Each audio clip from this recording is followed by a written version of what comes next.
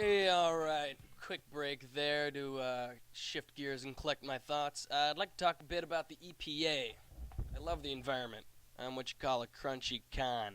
Take only photos, leave only footprints guy on the trail and in the city. But with the economy the way it is, we do not need the EPA delaying American businesses like coal mining. We need to expedite coal mining. Our country is in these dire straits now in part because we shipped out all of our labor. We shipped it out by overtaxing. We shipped it out by letting the unions get prohibitively strong. We shipped out our jobs by overregulation. We only have one planet, but we also, right now, only have one economy, and I'd rather not make our economy married anymore with China. The only way we can keep ourselves from becoming more beholden to the oppressive foreign economy of communist China is to take back some of our labor. Over-regulating our source of power is not the way to gain our economic power back. This is a wedding to China. We've been courting China for years by giving them a double magi gift of our labor and our money by buying their labor back in the form of toys, cars, Walmart, etc. The dowry we received for the wedding was the bailout. The wedding is being shotgunned through by the efforts of the government organizations such as the EPA to kneecap our labor. I just watched There Will Be Blood, the film about oil based on Upton Sinclair's Oil. He wrote the book as a cautionary tale. Our anti-hero, the oil man, is a murderous, lying megalomaniac, but he's only one murderous, lying megalomaniac. He makes claims as to what wealth he's going to bring to the towns he moves into. And I don't know about you, but I would much rather hear those promises from many businessmen than from one triune government. One business can be dealt with by a community. One business cannot do the damage of a universal triune government. The scope to do is less. Thus, the scope to do ill is less. The point here is, although Sinclair was warning about the evils of men so driven to success in business in a capitalist society, the men united in one government to rule them all. They combine these overleaping power grabs into something that becomes a bit like China, because power is an opiate.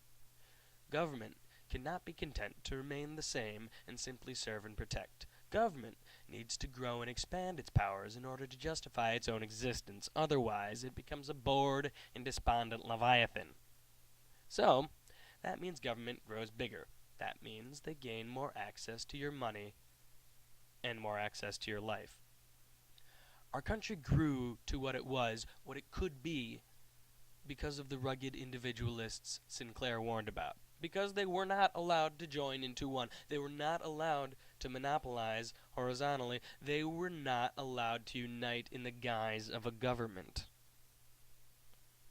It was forecast by the Russians that United States of America would become communist from the inside.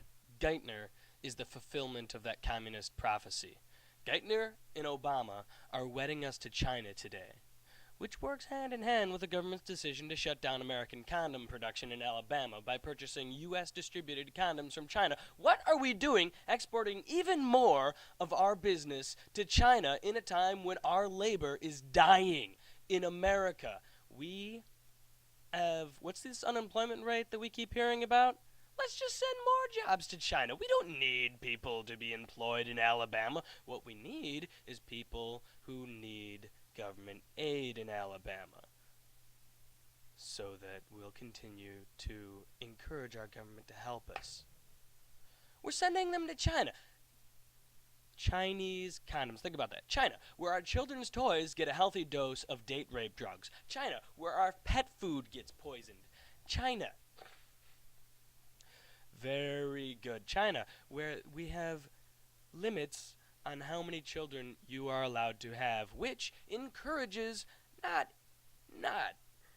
only abortion, but infanticide if you don't have the boy that you were hoping to get. Goodbye, baby girl. Awesome. They just keep pushing and pushing. They want the United Socialist States of America. My grandparents came to this country from Ukraine and Italy not because they were really great countries to live in at the time. Ukraine was suffering. Ukraine was destroyed. Have you been to Eastern Europe?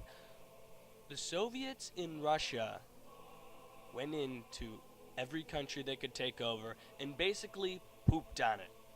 Hungary is to break your heart right now. Ukraine, much the same way. And you hear about the activity of the mob going on now because of what has happened in that broken country. We're bringing it home, people. You're listening now to God Save the Tsar.